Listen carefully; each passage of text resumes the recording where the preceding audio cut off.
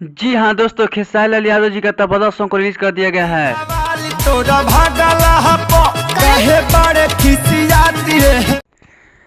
जी हाँ दोस्तों, तबादला सॉन्ग को रिलीज कर दिया गया है।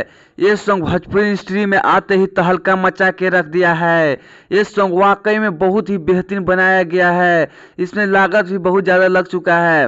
ये बॉलीवुड से भी बढ़कर इस सिनेमा को बनाया गया है। तोरा भागला ये सॉन्ग आते ही कुछ घंटे बाद म्यूजिक सेक्शन में नंबर 1 पर ट्रेंड कर रहा है।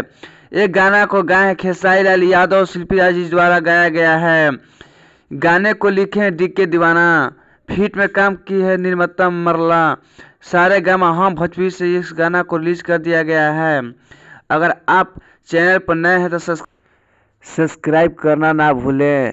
आय न्यूज भोजपुरी द्वारा सभी भोजपुरी के खबरें दिखाई जाती है, सब्सक्राइब करना ना भूलें।